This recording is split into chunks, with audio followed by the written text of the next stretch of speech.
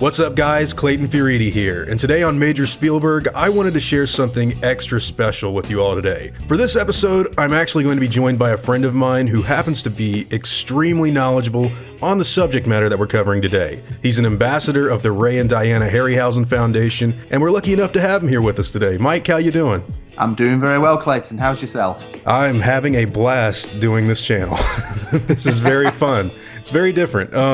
So let's go right into it. Over these last few years, I've heard a lot of rumors surrounding a certain opinion that Mr. Ray Harryhausen had on Godzilla. And being a fan of both Ray and Godzilla, as well as giant monster movies in general, I wanted to get to the bottom of this topic and really separate the truth from fiction, for monster movie fans out there like ourselves. So, what say you on this subject matter? Well, anything that I say in regards to information I'm about to dispel is from either my own opinion or stuff that I've researched myself. This is not in any reflection on the Harryhausen Foundation or members within it. Up until probably maybe about a year or so ago, I was under the impression, and this is coming from a quote on the Internet Movie Database, which I have in front of me right here, that says that famous American stop-motion animator Ray Harryhausen harbored a resentment for Godzilla because it heavily inspired by the classic monster movie Beast from 20,000 Fathoms from 1953, for which he had animated the monster, the Heretosaurus. And because he saw similarities in the film, he viewed it as unimaginative and unconventional special effect technique. Now, that was my truth on the whole thing for up until about a year ago, and then I spoke to Alan Friswell, who's the conservator for the Ray Harryhausen Foundation.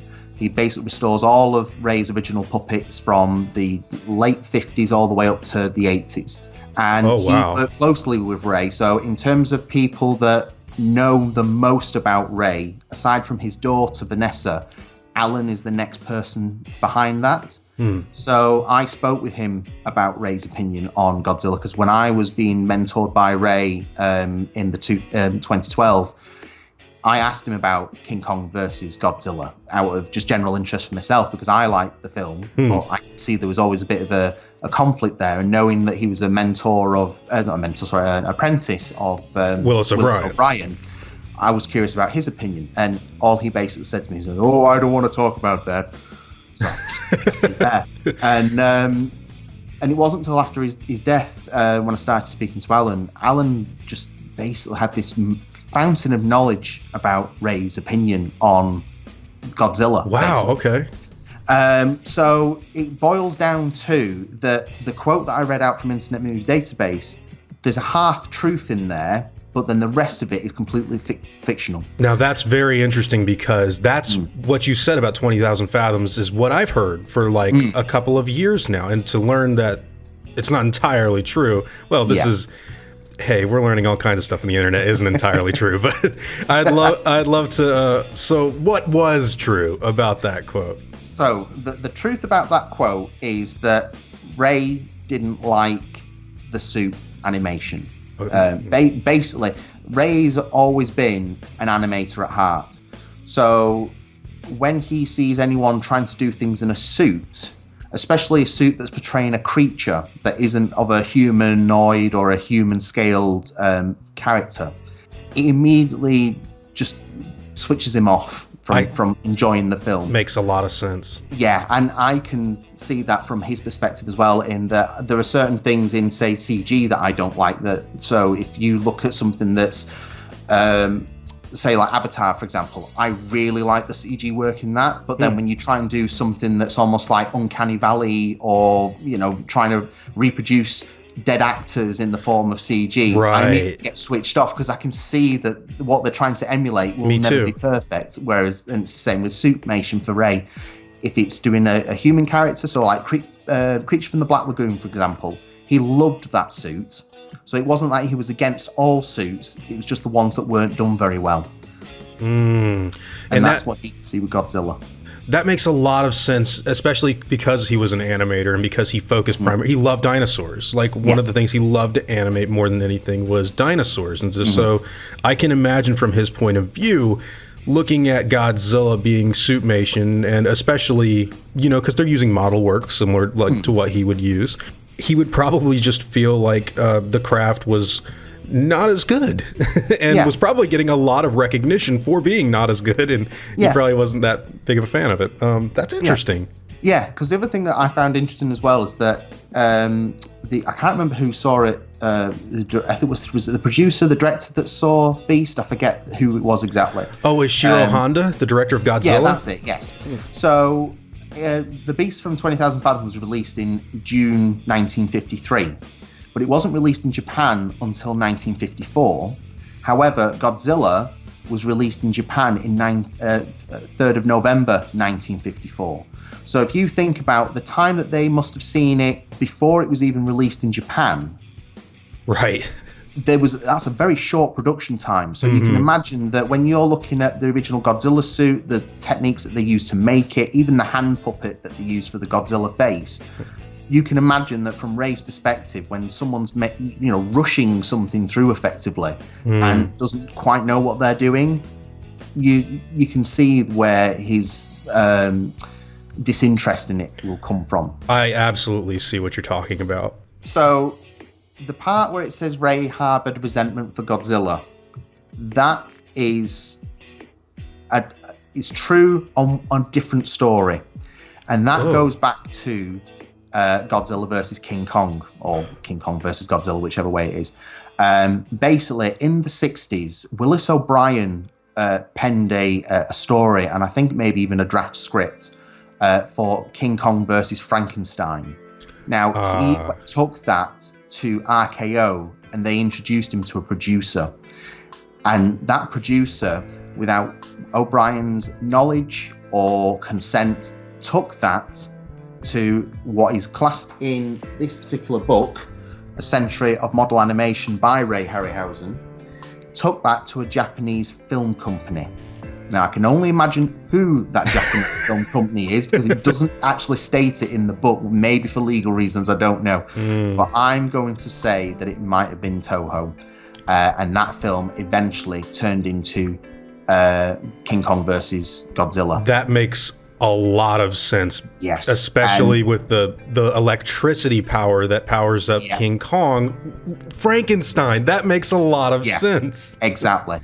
And being upset by this is because his mentor, at this time in his life, he hadn't been in work for much. He only got employed for, I think it was It's a Mad, Mad World, for his name. So it wasn't even because he was a great special effects technician. Right.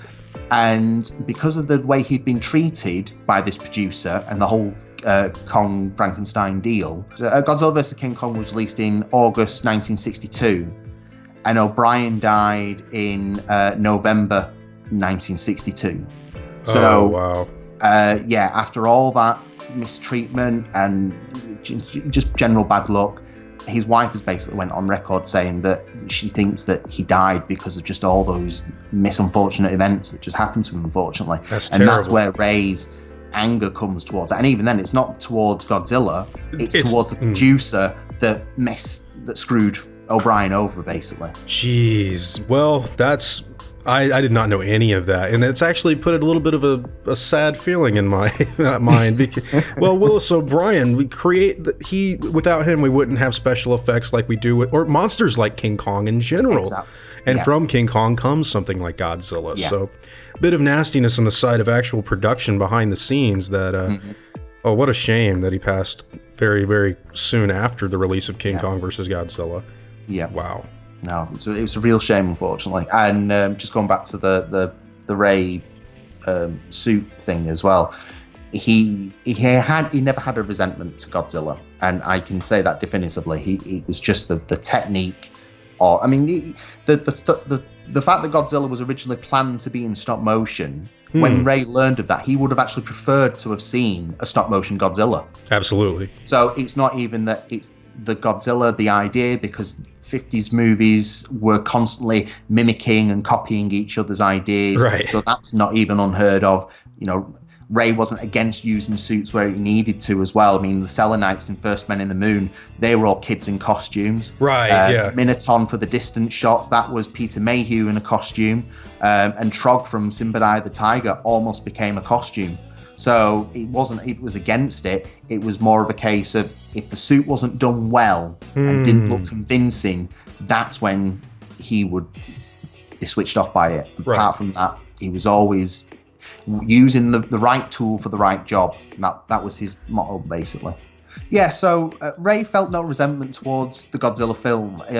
He might have raised an eyebrow in terms of the similarities between the two, because they were both about a creature that was awoken by nuclear atomic testing. But in terms of kind of like, was Godzilla more successful than Beast? No, they weren't. They were both more or less on par. And if anything, the Beast actually probably brought more profits in the US because it hadn't been released over in Japan at the time. So you can't even argue in saying that, well, Godzilla was more successful as a franchise than the Beast because it had all the sequels. So yeah. Right. Well, Mike, that was awesome. I really do appreciate you coming on to talk about this stuff, because I feel like we need more of it, especially for these older movies. We don't really have we have catalogs and books, but not necessarily on the internet and videos like this. I feel like we need more of this sort of thing for future generations of monster fans. They can tell their sons about it when they're born. Exactly. But yeah, man, so you're working on a project real quick I wanted to talk about, and I'll give you the floor for it because I think it's extremely cool. So go ahead. So I'm working on a project called Wildlife on Mars. Now, this is a concept that I originally developed in 2004 for my animation university project, and then didn't pick up again until 2011 when I entered a storyboard contest to meet Ray Harryhausen. And the idea of the storyboard contest is that the board would be effectively turned into an animation short. Now, when Ray saw the storyboard, because I came first place clearly, he actually wanted to see this project made, and he even offered me to come back to his London home and watch the film with him. And he mentored me over the phone for the best part of 2012. And when he died in 2013, I vowed that I would still continue making this film, but it hasn't been more or less on the back burner, more or less, I should say, until probably about 2016, when I decided to go back to university to do my master's degree and turn that short film into my master's project. And I'm about 2.5 minutes into 5-minute animation so far. I'm working on a poster, I'm working on trailers, I'm always posting out little tidbits and behind the scenes footage and what have you, things that are going on. So yeah, it's becoming a really fun project, and it's going to be hopefully, well, not hopefully, it will be showcased at the 100th birthday for Ray at the Edinburgh Art Museum. And if anyone wants to follow the Ray and Diana Harryhausen Foundation, you can follow them via their Facebook, Instagram, or Twitter feed. And they also have a podcast as well, the Ray Harryhausen podcast, which you can find anywhere on Apple Tunes all the way through to Spotify. That is absolutely cool, and I've seen little bits of it. It's pretty awesome. It's very much so in the old vein of what these monster movies were always supposed to be. And design-wise, it's incredible too, so I highly recommend everyone support it. There'll be links in the description down for it below. Couldn't be more happier to talk about it, along with all the information you gave today, man. So, again, thanks. It means the world. Not a problem at all. Anytime.